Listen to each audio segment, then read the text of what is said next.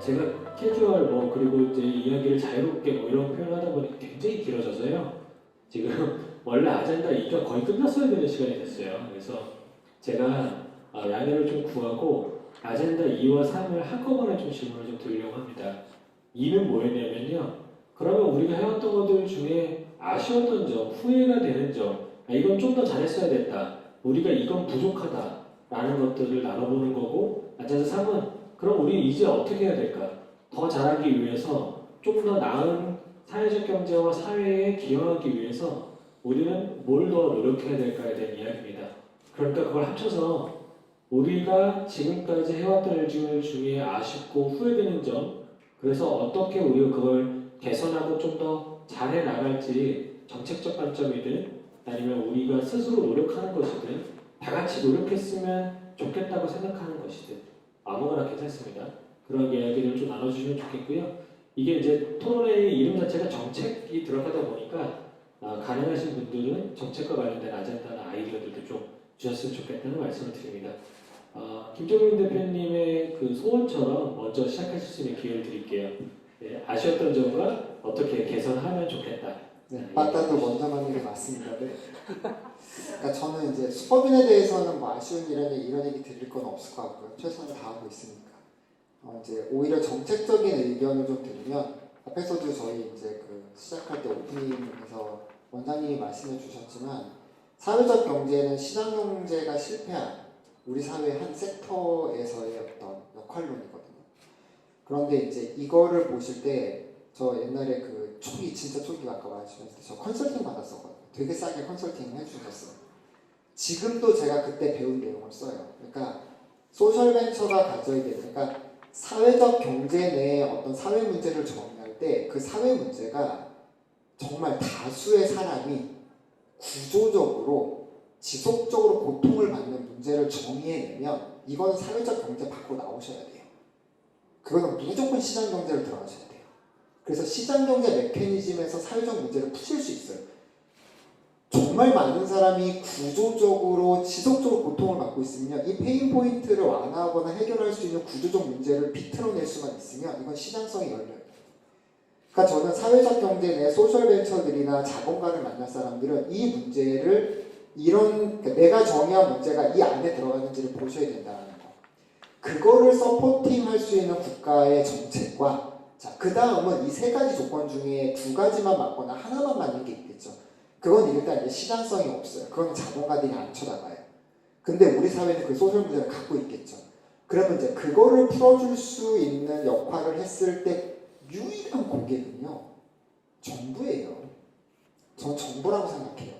근데 여러분들은 정부한테 돈을 받는다고만 생각하고 지원을 받는다라고 혹시 생각하실지 모르겠지만, 그래서 삼성전자를 만나고 싶고 SK텔레콤을 만나고 싶지만 SK텔레콤을 만나는 정성과 삼성전자, 현대차를 만나는 정성으로 정부를 만나셔야 돼요. 그래서 이 사회 문제가 왜 거버먼트에서 버젯을 쉐어해서 풀어야 되는지를 삼성전자나 현대자동차한테 왜 니네가 이 CSR 활동에 관여해야 되는지 설명하는 거랑 똑같이 노력하시면 전 된다고 봐요. 왜냐하면 저희 지금 또 투자 받아야 되거든요. 지금 뭐 내년에 공장 완성하려면 지금 자본이 또 빵꾸나게 생겼는데 제가 투자자를 만나요. 그러면 아무리 똑똑한 투자자도요, 저희가 저희를 알고 있는 것만큼 몰라요. 그러니까 제가 계속 카톡이나 문자나 이메일로요, 사사건건 거의 매일 보내줘요. 어제 상 받은 것도 다 보내요. 막 뉴욕에 있는 뭐 블랙락에도 보내고 막 애들한테 막 보내줘요. 막 보거든요. 그렇게 봐야 걔네들이 조금씩 저희에 대해서 알게 돼요. 그 정도의 정성으로 저희가 정부가 이런 문제를 풀어야겠다라고 관점을 볼 수 있도록 역할론을 해야 되고, 그러니까 저는 이게 이제 두 가지 섹터로 나눠서 이게 굉장히 선명하게 나누면 정부도 버젯을 나눠서 투입하는 거에 대해서 되게 저는 편안하게 느낄 것 같아요. 이게 이제 지금은 제가 제도를 보면 다 뭉쳐 있어요. 그러니까 효과성을 측정하려니 소셜벤처를 측정하는 효과론과 그 소셜벤처들이 갖고 있는 시장성을 갖지 못한 소셜 문제를 풀고 있는 조직들에 대한 평가가 자꾸 엉키는 거예요. 근데 저희들 스스로가 먼저 우리가 정의한 문제 섹터를 이렇게 나눠보자. 그래서 이제 이런 부분에 대해서도 이렇게 해보자. 이런 것들이 저희들이 설계돼서 먼저 프로포절이 되고 정부가 거기에 대해서 예산을 집행하기 위한 타당성과 근거에 대해서 의견을 주고 거기에 대해서 정책 토론해보고 가설 만들어서 해보고 사업해보고 정교화시키고 전 이러면 이제 소셜 섹터가 굉장히 풍요로워진다고 생각하거든요. 그러니까 그런 부분에서 우리 스스로가 우리가 전제하고 있는 사회적 문제에 대한 정의, 방식들을 먼저 하고 정책에 대한 연결성을 확보하는 포럼이나 논의가 더 있었으면 좋겠다 이렇게 말씀드리고 싶어요. 예, 감사합니다. 실제로 투자자들이나 고객을 대하는 방식처럼 정부를 대할 필요가 있다는 말씀을 해주셨고요. 이 나와 있는 분들 중에서 뭐 각자의 다 영역에서 비즈니스를 하고 계시지만 어떻게 보면 가장 비즈니스 사이드에 가까운 역할을 하고 계시는 분인데 저희도 투자를 하면서 그런 이 생각을 많이 합니다. 저희에게 투자를 받기 위해서 얼마나 많은 팀들이 얼마나 많은 노력을 들여서 발표를 하고 정보를 조달하고 있는지 생각한다면 사실 우리가 정부를 당위적인 정체성, 물론 그것도 존재하죠. 정부니까요. 하지만 우리가 대할 때는 그들의 정부라는 총체를 대하는 게 아니라 거기에 있는 누군가 한 명을 대하게 되고 한 팀을 대하게 된다면 그들을 우리가 설득해야 될 고객, 이해관계자, 우리가 그들을 통해서 얻고자 하는 것들을 달성하기 위한 동반자로서의 역할들로 지속적으로 설득해 간다면 조금 더 나은 일들이 만들어질 수 있다. 이런 생각을 말씀해 주셨습니다. 조금 하나만 더 첨언해도 그 정말로 그 노희만 대표님 사례가 제가 머릿속에 갑자기 떠오르는 게 있어서 제가 국무총리상 나왔던 게 그 미래성장 동력대회라는 그런 대회 공모전이었거든요. 1회, 2회하고 3회부터 예산이 없어졌어요. 근데 1회, 2회를 운영했던 과기부 과장님이 기획재정부에 예산을 받으러 들어갔는데 1회, 2회 때 입상자들 다 데려가셨어요. 이 상을, 이 컴피티션을 지속해야 되는. 근데요, 이거 어디 녹화돼서 어디 기재부 보시는 거 아니면 정말 나이 어린 기재부 공무원이 그냥 이렇게 조그만 방에 앉아서요. 과기부 과장님, 그다음에 사무관, 주무관들이 있고 저희들 있는 데서 설명을 들어요.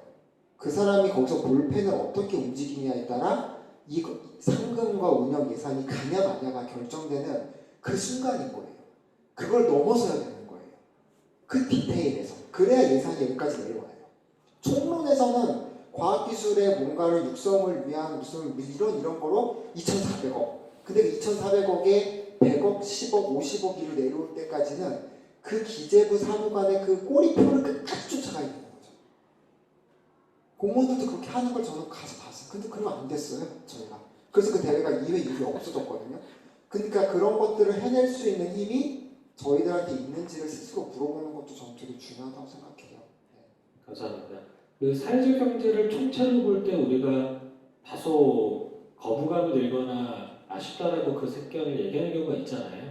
왜 이걸 다 뭉뚱그려서 그렇게 생각하십니까? 다양한 스펙트럼과 색깔이 있는데 마찬가지입니다. 정부도 총체로 당위성만 부여했을 때보다는 좀 더 세밀한 터치가 필요한 지점이 존재한다는 게 저희가 겪고 있는 어떤 이슈들일 것 같고 좀 잘 거기에 대해서도 매니징 해야겠다는 생각이 들었습니다. 네, 저희 대표님 한번 또 재미있게 나눠주시면 기대해 보겠습니다. 저 사실 여기 계신 분들 얘기가 엄청 궁금하거든요. 그러니까 빨리 끝낼게요. 저희 회사 이름이 한국농산어촌 네트워크 엄청 길잖아요. 처음부터 사회적 경제 타깃 시장은 B2G라고 생각했어요. 왜냐하면 양말에서부터 미사일까지 파는 백화점이 전부거든요. 그리고 두 번째 B2G를 타깃으로 한 이유는 그 되게 유명한 경제학자가 말하는 건데 선진국으로 갈수록 복지나 이쪽으로 많이 들어간다는 법칙이 있지 않습니까? 그 영역을 메꿀 수 있는 정부가 직접 하지 못하는 거에 대한 아웃소싱을 하는 주체가 사회적 경제라고 가정을 하고 들어갔어요. 그러려니까 한국자 붙어있더라고요. 한국. 지금 농촌 문제 심각합니다. 엄청 심각해요. 우리가 지금 여기 계시는 분들 하는 것보다 엄청 심각해요. 여성은 지금 가서 하기에는 여러 가지 애로사항들이 있어요. 특히 여성에서. 청년도 마찬가지고. 일단 농촌 넣고 어촌 넣고 근데 차별성을 찾으려니까 산촌 이모파기를 했으니까 농촌 어촌. 유명한 분들이 항상 하는 말이 네트워크가 중요하다고 하더라고요. 네트워크. 그렇게 해서 3분 만에 지은 이 이름입니다. 그래서 처음부터 B2G를 했고요. 그 국가 정책 사업을 잘 살펴봤어요. 사업할 때부터 농림부, 산림청, 정책이 정부가 내 고객이다 그랬더니 이거 지원 사업 바라보면 안 되겠더라고요. 처음부터 시작한 게 입찰 들어갔어요. 보통 입찰은 일종의 카르텔이 있거든요. 막 형님들 쫓아다니면서 그래서 그분들을 고용을 했어요. 사회적 경제에서 이제 시니어 고용으로. 그래서 입찰부터 시작해서 입찰 다음에 공모, 그리고 맨 마지막 한 게 사실상 이제 지원 사업 형태로 들어갔습니다. 그렇게 해서 정부를 제일 메인 커스터머로 가져갔는데 저 잘하고 있는 것 같아요. 잘하고 있다고 옆에서 지금 계신 말씀 주셨어요. 이게 앞으로 사회적 경제가 가야 되는 방향을 생각합니다. 지금까지 제가 지역에서 보면 성토 대회를 너무 많이 하시는데 여러 가지 어려운 사람이 있겠죠. 근데 배가 등대랑 싸울 수는 없다고 생각을 하거든요. 저희가 입업할 때 제일 힘든 게 국토개발법이나 뭐 이런 거 다 힘들어요. 그래서 이제 우회를 하고 콘텐츠로 풀어냈던 게 관광벤처라든지 아니면 이제 그 귀농기촌 교육 같은 우회를 통해서 이렇게 풀어냈었거든요. 그리고 항상 교육이나 끝나고 나면은 장문의 글을 쓰겠어요. 당신들이 쓴 이 오늘의 소감이 누군가한테는 기재부에서 예산 결정할 때 큰 힘을 된다. 그래서 저희 회사에서 그 프로그램 운영하고 나오면은 무지 긴 장문의 소감들이 나와요. 네, 그렇게 해서 했는데 지금 이 말씀이 엄청 뼈저리게 되게 엄청 공감이 됩니다. 마지막 팬 때가 결국 예산을 결정하는데 그 안에 레퍼런스가 선배님 같이 훌륭하신 레퍼런스도 있겠지만 풀보리에서 나오는 글 하나, 포스팅 하나가 그 마지막 한 방에 활용 정정을 찍을 수도 있어요. 그래서 그런 역량들이 필요하지 않을까. 고객을 정부로 가져가고 파트너십을 우리 스스로 가야 되지 않을까라는 생각이 들고요. 두 번째로 제가 지역에서 너무 아쉬웠던 것들은 바로 기술 혁신에 대한 관점입니다. 그 작년에 이제 사회적 경제의 대상으로 기술 혁신 포럼 같은 것도 열어서 이제 2년째 강원도는 하고 있는데 그때 나왔던 대부분의 뭐 각종 기술 공급기관, 뭐 한학팀장단이나 이런 데서 오신 분들이 하는 분들이 하시는 말씀이 사회적 경제가 무슨 기술 혁신이냐. 이게 지금 사실 기술혁신에 대한 데피니션과 관점이 너무 차이가 나는 거예요. 우리 쪽은 조금만 해도 이건 혁신이야, 사회혁신이야, 우리는 지정하지만 더 큰 스케일업, 그 큰 판에서 기술혁신에서 하는 그 정의가 되게 차이가 많이 나더라고요. 그래서 사회적 경제에서의 기술혁신은 뭐 소위 말해서 기술가치 평가사들이 말하는 TRL 랩 1에서부터 10까지 사회냐, 아니면 디자인 싱킹 기반에서 문제를 재규정하는 혁신이냐, 이런 것들을 우리가 좀더 가치나 이념보다는 조금 더 세련되고 혁신의 언어로 풀어내야 되지 않을까. 그래서 그런 원재료나 원천 기술만의 R&D가 아니거든요. 그래서 로엔드에서도 기술 혁신이 계속 날 수 있고 디자인 혁신, 디자인도 포장재 바꾸는 것이 디자인이 아니거든요. 그래서 그런 디자인 혁신이나 구조적인 어떤 부분에서의 혁신도 이게 사회적 경제를 가장 잘할 수 있다. 이런 부분들에서 사회적 경제도 기술 혁신이 가능한 곳이다. 내부 역량도 강화하고 외부적인 관점도 바꾸는 것이 필요하지 않을까. 그것이 제일 아쉽다고 생각했습니다. 마지막 하나만 더 얘기하면 사회적 경제 여기 이제 선배님들 같이 일하면서 느낀 게 큰 돈을 만져본 사회적 경제가 많지 않았던 것 같아요. 사실 저렇게 큰 돈을 하려면 공장도 하고 투자도 받아야 되는데 투자를 받는 게 좋은 투자자를 만나는 방법도 있지만 특수목적 법인을 과감하게 설립해서 외부자원을 유통시킨 다음에 세팅을 해서 가는 구조들도 있거든요. 근데 이런 방식들을 아예 모르거나 간접 경험이 안 되다 보니까 우리가 좋은 기회가 왔을 때 그거를 기회라고 인지하지 못하고 넘어가는 그런 경우가 많은 것 같아요. 그래서 그런 것들이 제가 사실 현장에서 가장 아쉬웠던 점이었습니다. 네, 감사합니다. 실제로 혁신이라는 아젠다, 기술이라는 아젠다, 그리고 규모, 아주 막대한 규모, 이런 아젠다들이 우리가 아주 친하지 않았던 건 사실이기도 합니다. 그게 필요하지 않냐? 그렇지 않지 않습니까? 네. 사회적 경제라는 게 결국 시장의 실패 영역들을 우리가 새로운 방식으로 풀어내는 거고 혁신적인 시작점이 있습니다. 경제를 다른 관점으로 보기를 결정하는 거고 사람을 다시 주체로 올리는 걸 결정하는 게 혁신의 시작점이 될 수 있는데요. 실제 실행할 때는 결국 기술이나 비즈니스 모델이나 아이디어적인 혁신이 필요한데 안 되던 걸 되게 하려면 다른 방식으로 하셔야 되는 거죠. 아인슈타인이 그런 얘기를 했잖아요. 똑같은 걸 반복하면서 새로운 다른 결과가 나오길 기대하는 게 인세인, 미친 거다라고 얘기해요. 사실은 우리는 결과가 달라지려면 과정을 바꿔야 되는 거고 우리가 새롭게 만들어야 되는 시작점에 대한 고민을 조금 더 해봐야 되는 그 시기가 있다는 겁니다. 모든 영역이 그렇지는 않을 수 있습니다만 상당한 영역들이 그런 과제들로 놓여있다고 생각을 하고요. 제가 지지난주에 미국에서 열리는 소셜 캐피털 마켓이라고 하는 대규모 컨퍼런스를 다녀왔습니다. 아시아에 대한 관심이 굉장히 늘어나면서 거의 한 코로나 직전에는 만나볼 수 없었던 재단들이 저희와 다 미팅을 진행했어요. 근데 그들이 저에게 제안하는 규모가 약간 저희가 이 소화가 잘 안 돼갖고 논의를 진행하는 데 굉장히 어려움을 겪었습니다. 대부분 저희한테 오케이 그럼 아시아에서 예를 들어 자원순환과 관련된 비즈니스 하는데 2%를 론을 해줄게 2천억 쓸 수 있어? 이렇게 물어봅니다. 제가 다시 숫자를 계산하죠. 이게 영어로 내가 잘못 알아들은 건지. 근데 우리가 아직 거기에 대해 준비가 잘 되어 있지 않은 겁니다. 그게 너무 아쉬웠어요, 저도. 우리도 준비가 안 돼 있구나. 이거를 감당할 수 있어야 가져와서 진짜 임팩트를 더 만들 텐데, 좀 더 열심히 해야겠다 이런 생각을 하고, 그걸 나눴더니 저희 직원들은 너무 그런 생각을 안 하시면 안 될까 뭐 이런 얘기를 하더라고요. 좀 더 열심히 너무 위험한 이야기라는 얘기를 많이 했는데, 어쨌든 그런 식의 고민들이 모든 영역은 아니어도 일부의 영역들은 시작되어야 된다는 건 사실인 것 같습니다. 네, 이사장님 한번 이야기를 나눠주시죠. 그 투자 받으신 얘기 들으니까 굉장히 부럽고 대단한 능력을 가지고 계신 것 같아요. 사실 이제 뭐 앞서 말씀드렸지만 사회적 경제 협력에서 투자라는 얘기가 나온 지 사실 얼마 되지 않은 것 같아요. 저는 되게 뭐라고 할까요? 되게 클래식하게 사회적 경제를 좀 하고 있다는 생각이 들고 그럼에도 불구하고 사실 이제 금융 역시 사회적인 역할들을 해야 하고 공공재로서의 역할들을 좀 해내야 된다 이런 생각들을 좀 하고 있는데요. 그런 차원에서 소셜 투자 이런 부분들은 상당히 사회적 경제 협력에서 앞으로 좀 관심 가져야 되는 영역이라는 생각이 좀 듭니다.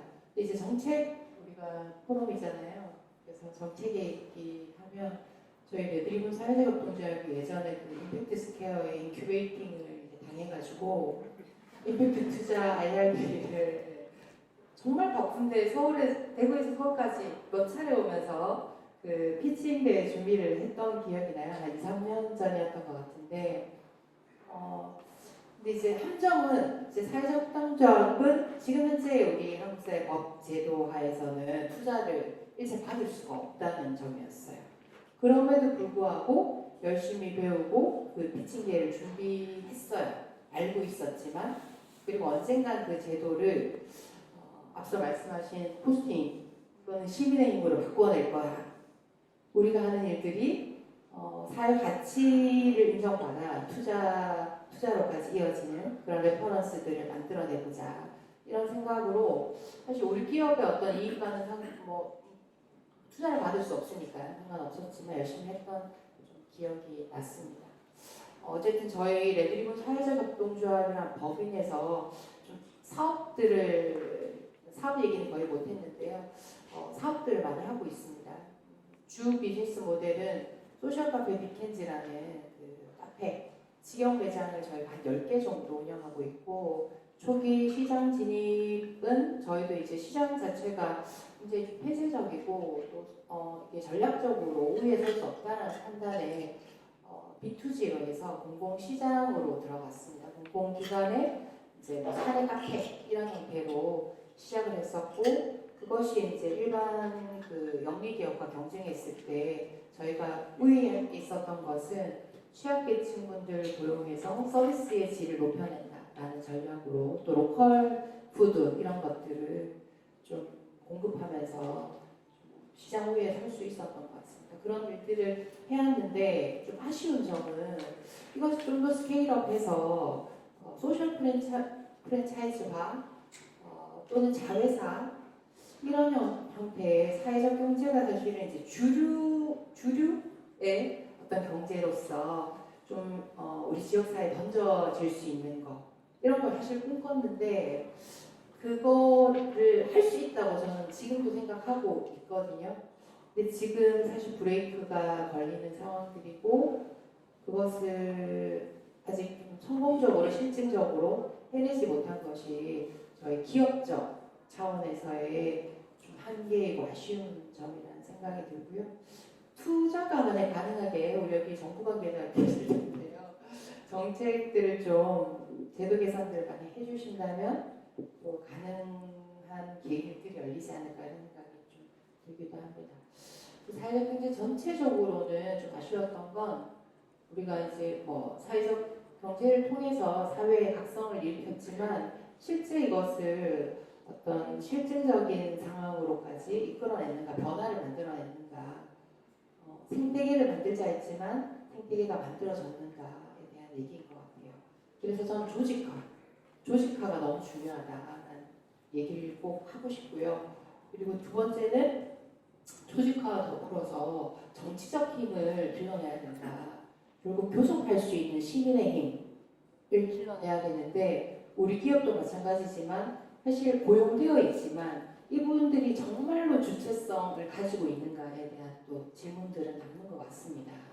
그래서 이분들을 조직화해내는 방법으로 사실 사회적 금융에 대한 관심을 저는 지금 가지고 있고 지역사회에서 대구 사회가치금융재단이라는 걸 작년에 이제 만들어서 이 종사자분들이 의식화되어가는 과정을 지원하고 그리고 공제 가입을 통해서 이분들이 한 명 한 명 이제 시드머니들을 출자해서 사회적 경제를 가꾸어가는 일들.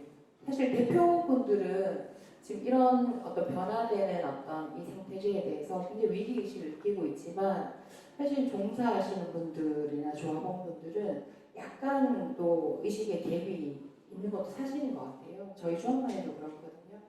그래서 이 위기의 어떤 상황에서 이 간극들을 좀 좁혀가는 노력들, 그것이 바로 조직화이고 또 정치적 힘들을 키워내는 것.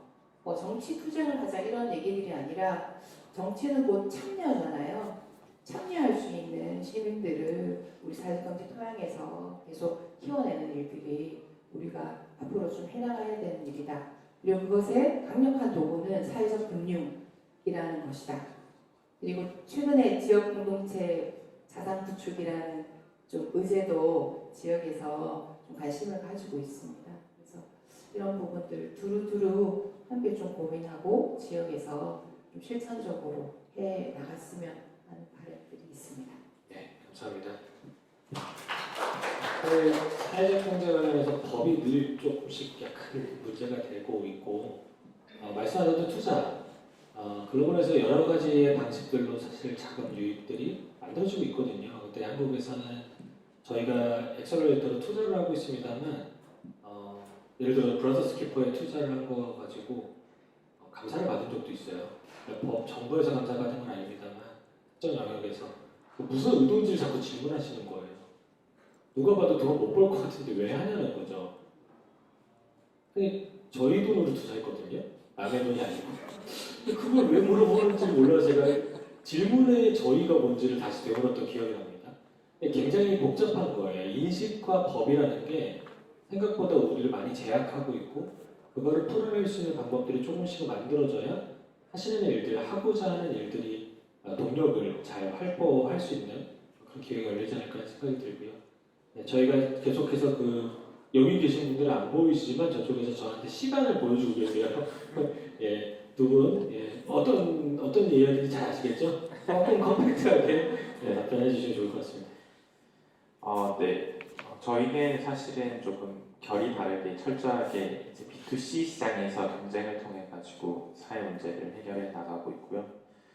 그리고 또 가능하면 이제 투자를 받지 않고 공장이나 설비 투자들을 다 자체 수익만으로 운영을 해 나가면서 목표로 하는 것은 좀 아름다운 상장까지 가보려고 지금 플랜을 구성을 하고 있고요. 사실은 저희는 사실 B2C 쪽으로 조금 더 이제 방향추를 돌리게 됐었던 이유는 사실 취약계층을 고용하는 데 있어서 사실 B2G 쪽 시장은 워낙 약간 보호고용의 영역의 색채가 워낙 짙기 때문에 사실 그 부분을 또 같은 약간 장애인 고용을 목적으로 하는 곳들끼리의 경쟁 그리고 또 워낙 저희가 했었던 아이템 자체가 당시에는 기술 집약적인 아이템이 또 아니었기 때문에 그것 자체가 사실은 오히려 재산을 깎아먹는 듯한 느낌도 들어서 우리는 일반 시장 경제 내에서 우리의 시장과 입지를 만들어내자. 그리고 그 이익만으로 충분히 이게 비즈니스가 되는 것을 보여주는 것을 이제 토대로 삼았고, 근데 제가 봤을 때 좀 우리 영역 내에서 실수라고 한다면은 실수라기보다도 좀 아쉬운 점은 그런 부분인 것 같습니다. 저희 역시도 초기의 사업 모델이 지금 모델은 절대 아니었고요. 근데 처음 모델은 사실은 비즈니스화 하는데 철저히 실패를 했습니다. 이제 그러다 보니까 저 역시도 한 10년 정도 이쪽 영역에 있어서 보면 결국엔 지금까지 살아남은 기업들은 결국에는 다 그때 상황에 맞춰서 그런 비즈니스 모델이나 또는 사업 아이템을 다 한 번 이상은 다 변경한 기업들이 결국엔 살아남아 있는 것 같아요. 하지만 그 기업들의 또 공통적인 특징은 처음에 이제 품었었던 그 소셜 미션은 변함이 없죠. 그래서 사실은 좀 이야기하고 싶은 부분은 우리 이 사회적 경제 영역에 있는 이 모든 기업들이 과연 정말 그 걸음마 단계를 지나서 걷기 위해서 정말 노력했는가? 사실 기존 본인들 또는 자사들 내에서 잘하고 있던 영역을 그냥 단순히 사회적 경제라는 영역 내로 들어와서 그냥 보호받기만을 원했던 게 아닌가라고 하는 부분을 한번 반성해 볼 필요가 있을 것 같고요. 근데 뭐 정책적으로는 특별히 제한할 부분이 사실은 있지는 않지만 가장 조금 강조하고 싶은 거는 초기 사회적 경제 기업에 진입하고자 하는 일반 기업들 또는 저 역시도 대학생 때 창업을 했기 때문에 그런 새싹들이 자라나는 어떻게 보면 초기 지원은 절대 좀 끊이지 않았으면 하는 바람. 사실 그 이후에 이제 5년 이상 이렇게 성장한 기업들이 이제 자가 생존을 해야 된다고 보고요. 버텨내야 된다라고 보고 하지만 초기 기업들에게는 좀 투자는 끊이지 않고 좀 계속 그 정책적으로 유지가 됐으면 하는 바람입니다. 감사합니다. 네, 감사합니다. 컴퓨터하게 해주셔서 감사하고 네, 실제로 농구밭도 저희가 아주 극초기에 만나고 꽤 긴 시간 몇 년 정도 동안을 이리저리 하고 제가 케이스 스터디도 썼고 굉장히 관련이 많은 조직인데 말씀하셨던 내용들이 뼈저리게 경험한 거이기 때문에 더 그렇습니다. 처음 사업 모델을 피트하는 것도 제가 들었었고요. 그때 그게 잘 안 돼서 슬퍼하는 것도 봤고 그 뒤에 투자자들과 좋게 얘기하면 토론 나쁘게 얘기하면 투쟁을 통해서 아이템을 결정하는 과정 그 결정한 아이템이 틀릴까봐 노심초사하는 과정들 사실 기업이라는 게 원래 그런 거 아니겠습니까? 근데 그 과정들 중에서 결국에는 방법을 찾아냈기 때문에 여기까지 온 거죠. 저는 말씀하셨던 것 중에서 직접 우리가 시장을 만족시키기 위해서 어떻게 우리들을 바꿔가고 좀 더 개선해 나갈지에 대한 고민은 한 번쯤은 지금 시점에서는 꼭 해봐야 된다는 생각이 듭니다. 굉장히 많은 사회적 경제가 늘어났는데 그리고 저는 잘하는 곳이 충분히 많다고 생각하거든요. 그러니까 저희가 여기서 투자도 하고 엑셀도 하겠죠. 근데 가끔씩 정부에서 저희에게 요청이 올 때 슈퍼빈 너무 많이 들었고 동구만 너무 많이 들었으니까 치우고 딴 데 좀 얘기해줘 그랬을 때 계속해서 그 기업들이 많아지지 않고 있는 데에 대해서는 아쉬움이 좀 있습니다. 왜냐면 소비자가 직접 사회에서 다 느끼지 못하기 때문에 자꾸 질문하는 거거든요. 네. 우리가 새롭게 나오는 상품들이 끊임없이 사회적 경제들로 채워지는 날을 기대하고 있기 때문에 그게 아쉬운 거고요. 또 그 부분들이 동구밭 같은 곳들에서 보여줬기 때문에 더 2개, 3개, 10개, 20개가 나올 수 있는 날들이 기대되기 때문에 한편에서 이 영역에서 종사하는 사람으로서는 이 부분들이 왜 나오지 않을까에 대한 의문을 갖고 있는 거죠. 되게 오래된 기업 아닙니까? 네, 8년 되고 10년 되고 이 기업들 말고 3년 된 기업, 5년 된 기업, 1년 된 기업 혹은 15년, 20년 된 기업들이 쭉 연달아서 하나의 생태계를 마련하고 있을 때 그랬으면 좀 더 우리가 잘 보여주고 설득하고 고민을 이어갈 수 있겠다는 생각도 드는 이야기였습니다. 마지막으로 저희 이사장님 마무리를 해주시면 됩니다. 실은 제가 이런 자리는 주로 못 막는데 우리가 사전 간담회도 했어요. 그래서 이거 많이 준비해야 되는구나. 우선 많이 적어도 하는데 근데 많은 하고 싶은 이야기들이 실은 여기 대표님들 이야기 들으면서 저는 개인적으로 많이 좀 나의 아쉬움들이 조금 해소되는 방법을 찾는 것 같아서 오히려 제가 굉장히 기분 좋은 자리였던 것 같습니다. 지금 말씀하신 분들하고 다르게 이제 우리는 무형의 가치를 가지고 이제 사업을 하고 있는 서비스업이거든요. 그래서 그 아쉬워하고 가야 할 길이라고 하는 것들을 한 3가지 영역에서 생각해 봤어요. 그러니까 이것은 철저하게 사회적 동조합 도우누리와 또는 우리와 같은 영역입니다. 하지만 사용하는 표현들은 다른 것 같아요. 그 아까 저희 대표님께서 말씀하신 그 일할 수 없는 분들에게 일을 주는 거나 또 우리가 얘기하는 취약계층에서의 고용이 유지되는 것과 실은 뭔가 다른 것 같지만 같은 이야기거든요.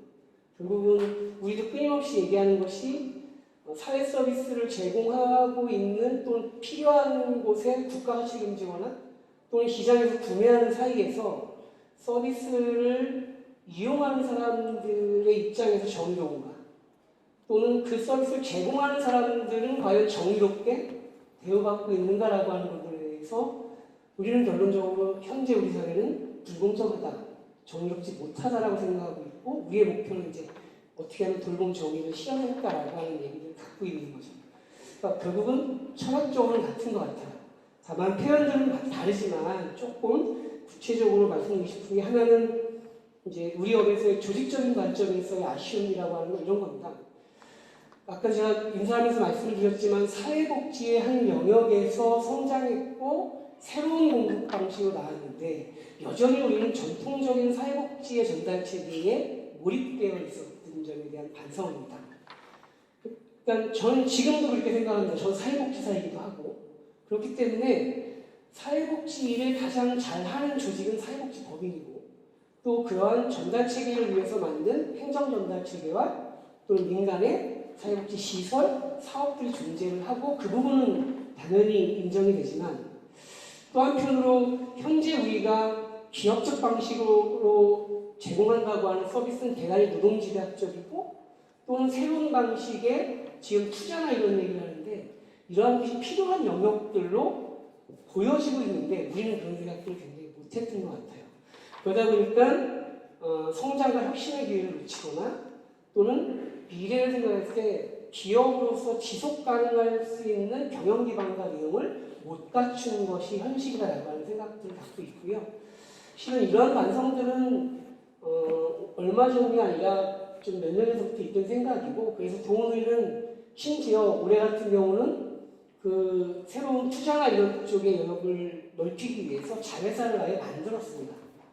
주식회사를 만들고 그 주식회사를 통해서 투자 기반을 좀 다시 재조성하려고 하는 그런 시도들을 하고 있는데 이것이 이제 뭐 어떻게 보면 앞으로 해야 될 그런 방법 속의 새로운 방법들로 한번 가보고 있는 것 같다라는 거고요.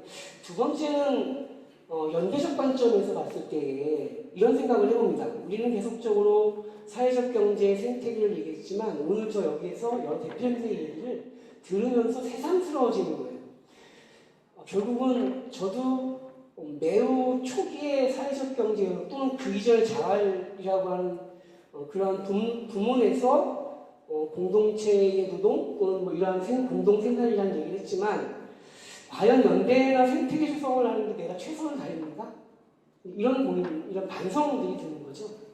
또는 그 안에는 곰곰이 생각해보면 오늘 저쪽 두 분 대표님 말씀드리면서 더 많은 생각들이 드는 거예요. 뭐냐면 사회적 경제에서 생태계와 연계를 얘기할 때에 청장년과 또는 청년과 장년 또는 장년과 시니어라고 하는 그 사회적 기업가들 간에서도 벽이 있었던 건 아닐까? 또는 이 업종 간에서의 교류가 과연 우리는 얼마만큼 했었지라고 하는 그런 반성들. 다시 말해서 안 한 건 아니지만 최선을 다하지는 못했다라고 하는 그런 반성을 하게 돼요. 근데 반면에 지금의 상황들을 보면 이런 거죠. 사회적 기본 4차 기본 계획이라든가 아니면 올해 내년도의 예산에 대한 이야기를 하고 오늘도 그런 얘기가 많이 나왔지만 현재 우리들에게 놓여진 환경들은 매우 어렵고 힘든 상황인 건 맞는 것 같습니다. 근데 여기서 생태계를 얘기하고 연대를 얘기하고 라는 반문들이 생기는 것 같아요. 근데 반면에 이럴 때일수록 더 연대와 생태계적 과제들이 필요한 게 아닌가. 예를 들면 저는 이제 제가 20대 때는 환경운동을 했었거든요. 그래서 늘 그 숲에 대한 이야기나 또는 생태계를 얘기할 때 결코 우점하는 식종의 숲을 만들 수 없다고 하는 겁니다. 매우 다양한 식종들이 존재해야 되고 풀서부터 중간나무, 큰 나무들이 다 갖춰져 있는 거죠. 근데 인위적이 아니더라도 자연적으로 산불이 나고 그 산불은 실은 더 깊은 숲을 만드는데 도움이 된다고 해요. 아마도 저는 지금의 여건들을 그렇게 받아들인다면 우리가 좀 더 이것을 이겨내는 방식으로서 아까 말씀드린 청년과 장년의 교육 또는 위협종 간의 또 다른 연대 방식들을 찾아서 생태계적인 것을 좀 더 확보하는 게 좋겠다라고 하는 생각이 들었고요. 세 번째는 인적인 부분인데 이거는 이제 뭐 저희의 고민, 예를 들면 새로운 기술 또는 새로운 어떠한 그 영역들로 혁신하고 있는 기업들은 그 자체가 새로운 인적 자원들을 가지고 있기 시작하지만 우리 같은 사회복지나 사회서비스업에 있는 영역들의 인재풀이란 늘 같습니다. 그러니까 어떻게 보면 제가 언제까지 있을까? 오래 있었으면 좋겠는데 이런 고민들이 더 많다 보니까 지금 예를 들어서 도운의도 법인의 조직전환까지 조직전환된 전기업까지 치면 18년, 20년이 돼가는데 그 안에서 공동체적인 또는 협동조합의 조직 속에서 이런 활동을 하는 건 만족하지만 내가 그 조직에 대해서 책임지는 것에 대해서 약간 거리를 두는 것이 현실이기도 합니다. 어떻게 보면 냉정하게 얘기하면 제가 후계자를 못 키워서 여전히 책임지고 있는 거죠. 근데 이러한 인적인 영역들에 대한 아쉬움들이 굉장히 커서 이 영역들 또한 새로운 과제가 아닐까 싶습니다. 이게 제가 드리고 싶은 얘기들인데요. 마지막에 얘기는 이런 겁니다. 뭐냐면 저는 다시 철학이고 운동이어야 된다고 생각을 해요. 정부를 대상으로 자본에 대한 이야기라든가 아니죠 예산에 대한 이야기라든가 사업에 대한 이야기를 할 때 아까 매우 우리가 어떻게 노력해야 되는가에 있어서 기재부공무원들의 펜대 하나까지 열심히 설명하는 것들 또는 거기까지 놓치지 않는 이러한 노력들에 대해서는 동의하지만 그것이 옳은 건 아니라는 겁니다. 우리가 더 봐야 될 것은 그들이 목표라고 하는 조직판을 못 만들고 시민들이 원하는 예산을 책정하도록 만들게 해야 되는데 힘이 없다 보니까 늘 거기에 따라가는 거거든요. 저는 조금 더 그 노력들을 열심히 하기에 거기에 매몰되는 것이 아니라 더 이상적인 것을 가야 되지 않을까. 그래서 현실적인 전략은 충실하게 노력하되 장기적인 비전은 좀 더 풍성한 꿈을 꿨으면 좋겠다. 실제 많은 그 성공한 기업들이 아주 크고 담대한 지도자의 꿈을 갖는다고 합니다. 사회적 경제의 조직들, 여기 계시는 분들도 그래야 되지 않는가? 오히려 어려울 때 그런 꿈들이 더 키우고 우리끼리 모여서 더 많은 이야기를 나누었으면 좋겠다라는 생각으로 제 이야기 마무리합니다. 네, 감사합니다. 잘 마무리를 해주셔서 이렇게 세 가지 주제였는데 두 가지로 잘 촉소된 이야기를 잘 나눠봤고요. 질문을 받을 건데요. 그 질문을 받기 전에 생각을 하셔야 되니까 빨리 생각하셔야 됩니다. 그 전에 여러 가지 사전에 받은 질문들이 몇 개 있는데 시간상 한 개 정도만 좀 먼저 가지고서 하려고 해요. 왜 이렇게 많이 써있네요. 네, 많이 써있는데 저거 다 못하고요.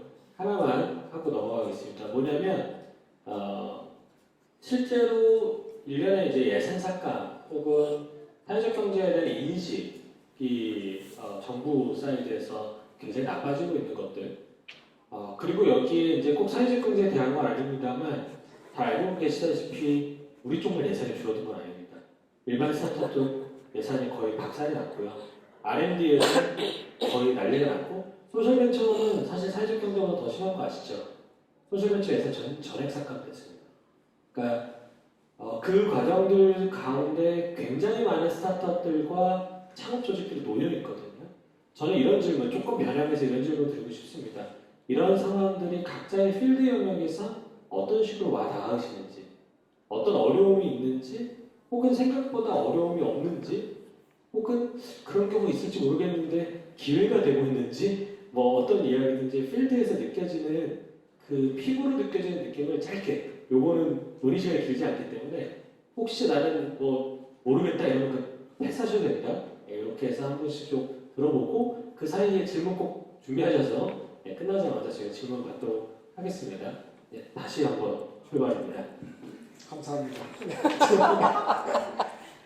죽을 만큼 힘들어요, 진짜로. 제가 검도하거든요. 요새 도장 가면 관장님이 몇 달 전부터 그러세요. 어째 기업 소리가 괴성으로 바뀐다. 회사가 힘드냐 이렇게 물어보시거든요. 그게 아마 이제 표현은 안 해도 다 나오는 것 같고요. 어느 상황보다 힘들고 어느 상황보다 코너에 몰려있는 게 맞습니다. 근데 잘 극복하려고 최선을 다하고 있습니다. 감사합니다. 네, 그 예상을 하고 있었는데 실제로 여러 평가를 하다 보니까 말씀하신 대로 저희만 삭감된 게 아니더라고요. 그거를 그냥 하나의 시간을 위하여 삼고 있고 그래서 내년부터는 B2C뿐만 아니라 지금 B2C를 추가해서 하고 있습니다. 그래서 대응하는 게 필요하고 외부의 바람은 언제든지 방향이 바뀔 수 있기 때문에 부러지지 않고 부는 대로 따라가서 살아남는 게 제일 중요하다고 생각하고 있습니다. 감사합니다. 요새 이제 기업 대표님들 만나면 난세의 영웅이 난다 뭐 이러면서 힘내라고 야 네가 영웅이 되는 거야 이러면서 이제 서로 격려하는데요. 다 어려운 것 같아요. 저희 기업도 이제 창업한 지 딱 10년, 11년?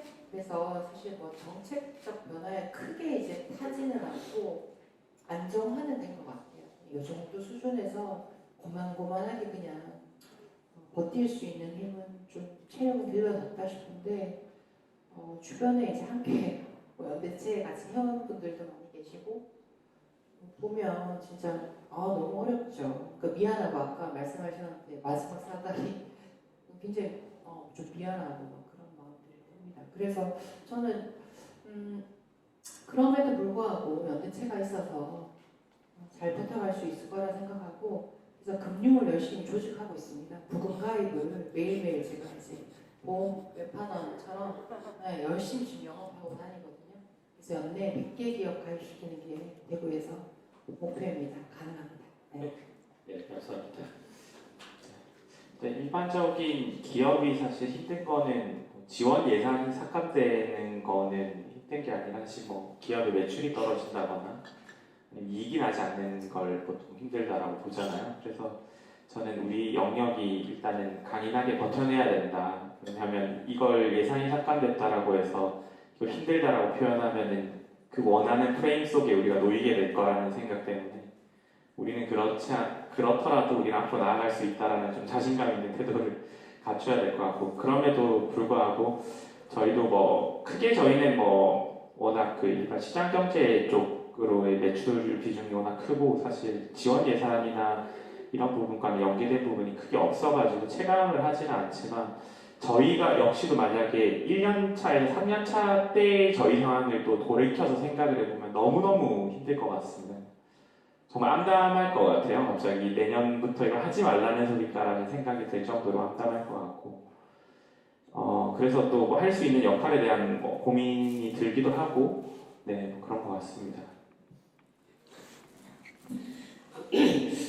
저는 우선 그 사회적 기업 또는 사회적 경제에 대해서 저평가되고 있다라고 하는 이야기와 당장 내년도의 예산 문제를 얘기하는 것들은 나눠서 생각해야 된다고 봅니다. 뭐냐면 그 사회적 경제 또는 사회적 기업들에 대한 그 좋은 이미지나 또는 어떤 국민들의 인식은 계속 넓어지고 있는 거지 사라지거나 좁혀지는 건 아니거든요. 다만 이제 흔히 스피커라고 얘기하는 앞에 나가서 말하는 사람들이 그 나쁜 사례와 내용들을 끄집어내서 우리를 폄하시키고 있는 거죠. 그러니까 이것은 다른 문제라고 생각하기 때문에 그런 것에 휘말리면 안 된다고 생각해요. 그것에 대해서는 왜냐하면 예를 들면 다른 정부일 때도요. 그 사악한 사람들은 있었어요. 그리고 이 행정관계에서의 오류나 실수는 늘 존재했었던 겁니다. 근데 그것을 어떻게 부각시키고 어떻게 사용하냐에 있어서 악용되고 있는 거기 때문에 저는 우리가 거기에 대해서 우울하거나 침울할 필요는 없다라고 생각해요. 다만 예산과 관련된 부분에 대해서는 좀 다른 의견들입니다. 어떤 거냐면 전체적인 예산이 줄었다 이렇게 해서 그것을 합리화되거나 되는 문제가 아닌 거죠. 예산이 줄은 이유는 세수가 줄었기 때문에 줄은 거예요. 세수가 줄은 이유는 무엇인가라고 하는 부분에 접근을 해야 되는 거지. 우리가 사회적 경제인들이니까 사회적 경제 예산에 대한 얘기만 자꾸 얘기를 하면 그 안에서 나눠먹기 하자고 얘기하고 결국은 돈 없는 거야. 그래서 저기도 없어졌구나. 그럼 어쩔 수 없네라고 물러서게 되는 거거든요. 그래서 저는 예산에 대한 문제가 사회적 경제의 예산만의 문제가 아니라 결국은 국가가 운영되는 재원 자체가 줄어든 것들에 대한 잘못된 경영과 운영이 있다라고 하는 얘기를 명확하게 짚고 그것을 통해서 우리 예산도 늘려놔야 된다라고 주장을 해야 될 것 같습니다. 물론 지금 한국사회적기업중앙협의회나 또는 그 사회적경제연대회의에서의 그 현실적인 전략을 내는 거죠. 그러니까 당장 내년도에 예산 항목들을 살려놔야 된다. 또는 뭐 어떻게든 무언가 가자라고 하는 것은 단기적으로 우리가 봐야 되고 그것을 지켜내야 하는 것이지 그것이 공부의 목표는 아니기 때문에 우리 스스로가 이런 부분을 조금 더 냉정하게 바라보고 또는 힘있게 아까 투쟁이라는 얘기에서 다르게 표현해서 투쟁해야 되지 않나 이런 생각을 했습니다. 네, 감사합니다. 다섯 분 다 어느 정도의 분위기와 상황들에 대해서 각자의 포지션에서 이야기를 나눠주셨고요. 질문 있으십니까? 드디어 오래 기다리셨습니다. 플로우 질문. 안녕하세요. 저는 이인경이라고 합니다. 이렇게 엄청 바쁘신 시간에 비즈니스를 하셔야 되는데 이곳에 오셔서 깊은 통찰을 나눠주셔서 너무 감사드립니다. 제가 최근에 이 호기심을 갖고 이렇게 탐색하는 것 중에 하나가 얼룩말입니다. 어떤 이 독일의 임팩트 투자자가 이 사회적 기업이 만들어가는 경제의 이 생태계는 그 얼룩말 생태계다. 얼룩말은 길들여지지 않고 또 그 얼룩말의 얼룩무늬가 다 어느 것 하나도 똑같은 것이 없이 그리고 매우 회복력이 강한 그런 경제를 사회적 기업이 만들어가고 있다고 하는 얘기를 했다고 해요. 제가 그 이야기를 듣고 굉장히 좀 감동이 됐고 무슨 이유인지 모르지만 유니콘의 시대는 이제 갔다. 이제는 얼룩말의 시대가 대세를 이룰 것이다라고 하는 이야기를 했다고 해서 약간 좀 요즘 정책적으로 많이 퇴조하고 있는 여러 가지 우리의 현실에서 좀 용기도 얻고 또 기운도 냈는데요. 근데 제가 좀 궁금한 게 여기 이제 그 6분의 사회적 기업가들을 뵈니까 진짜 얼룩말이 맞는 것 같아. 이분들이 우리의 이 아주 그 다양하고 독특한 무늬 하나하나에 이렇게 개성을 가지고 가는 것 같아라는 그런 느낌을 받았는데, 근데 하나의 어떤 이 사회적 기업가들은 과연 이 한국 사회에서 사회적 기업이 만들어갈 그런 어떤 또는 사회적 경제가 만들어갈 비전을 한마디로 뭘로 정의하고 계실까? 한마디의 단어를 표현한다면 뭐가 있을까? 이게 말씀을 드리면서 굉장히 궁금해졌어요. 약간씩 뉘앙스들이 다른 같은 이야기들을 하고 계셔서 제가 그런 키워드를 한 말씀씩 좀 들어보면 어떨까라는 생각이 들어서 마이크를 들었습니다. 예, 감사합니다. 키워드만 얘기해 주세요. 너무 길게 설명하시면 안 됩니다. 제가 질문을 한두 개 더 받아야 되니까 키워드만. 예. 다시 가시나요? 그 마이크 없으시죠? 옆에 빌려주시면 되죠. 예. 사회적 경제니까 잘 나눠서 저희가 협력해서 쓰도록. 예. 한 번씩 이사장님부터 한 번 실제로 키워드 5개씩 써보시기도 했는데 키워드를 딱 얘기해 주시면 될 것 같습니다. 네, 그냥 키워드만 말씀드리면 저는 공동체 회복이라고 봅니다. 좀 해보시죠. 네. 당황스러운 표정이지만 하셔야 됩니다. 네. 질문하셨으니까. 네. 전 아까 얼룩말에 비유해 주셨으니까 낙타로 비유하겠습니다. 네. 두벅두벅 걸어가는데 실제로 유니콘 데뷔해서 코로나 때 낙타 스타트업이 한번 떴죠. 안 먹어도 오랫동안 가는. 네, 그리고 강인하다라는 게 굉장히 중요한 터프한 환경에서 살아간다 이런 게 있었습니다. 예, 이사장님 말씀해 주시죠. 전 2개 할게요. 정치, 참여라고 보시면 될 것 같아요. 정치 그리고 사회적 금융. 근데 잠깐만 부연하면 그러니까 유럽이나 사회적 경제 잘 된다는 데들 많잖아요. 다들 위기가 있었대요. 그런데 그들이 지금까지 지속하고 버텨오는 건 공동체임과 또 사회적 금융이라는 또 그릇이 있었다고 해요. 산티에라든지 몬드라곤이라든지 볼로나라든지 이런 것들이 그렇다고 해요. 그래서 이번 기회에 우리 한국에서 그것을 한번 해봤으면 좋겠습니다. 적토성탄 적수성연이라고 쌓고 쌓으면 산이 되고요. 파면 물이 되고 그 과정이 반복되면은 깨달음을 얻게 된대요. 제 말씀이 아니라 3,000년 많이 먹은 공자님 중용에 있는 말씀이신데 저는 그렇게 생각하고 살고 있습니다. 그래서 유니콘 애초에 제가 유니콘 될 사람이 아니었기 때문에 그 키워드로 사업을 하고 있습니다.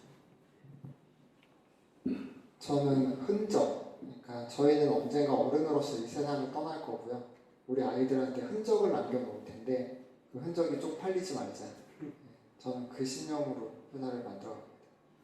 예, 감사합니다. 모두가 내 예산이 깎였는데 라고 하는 위로가 있다라고 해서 조금 사실관계를 좀 말씀드려야 될 것 같아서 전체 사업 중에 50%가 정부 사업 중에 50%가 삭감됐고 50%는 올랐습니다.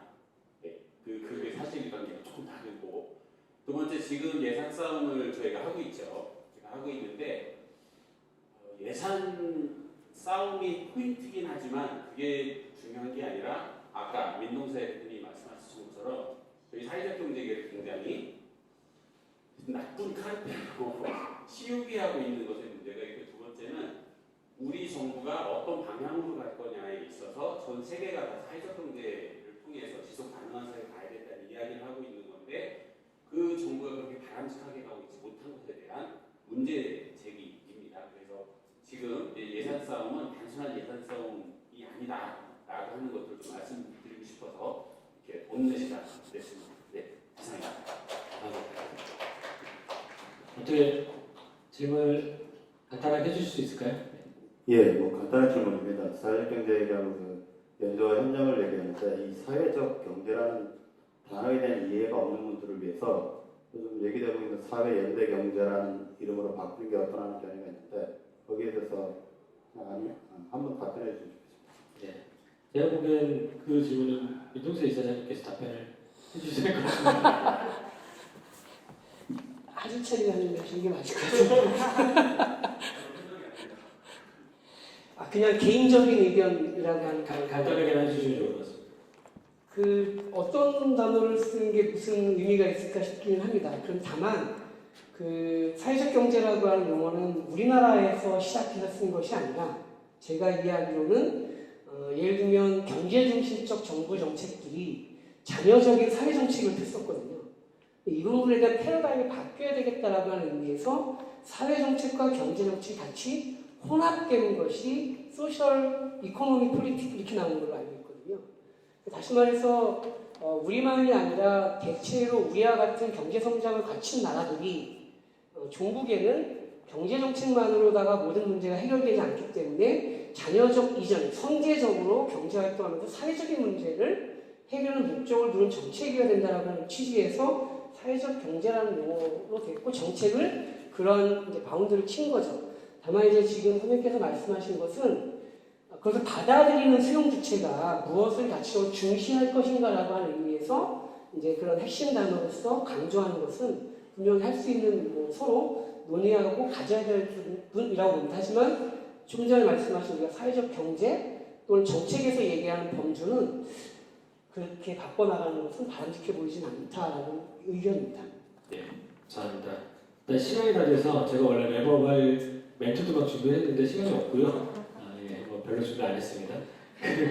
네, 실제로 이 논의가 어떤 방식으로 흘러가서 결국에 이르게 될지는 아무도 사실 정확하게는 모르겠습니다. 하지만 중요한 건 우리가 발돋을 수 있는 우리의 영역들은 존재하거든요. 정책 뭐 바뀌기를 기대하고 해당 부분에 대해서 여러 많은 사람들이 노력하고 계신 것도 알고 있습니다. 그런데 만약에 그게 안 바뀌더라도 그렇다고 해서 이 일을 그만둘 사람은 여기 없다고 저는 생각합니다.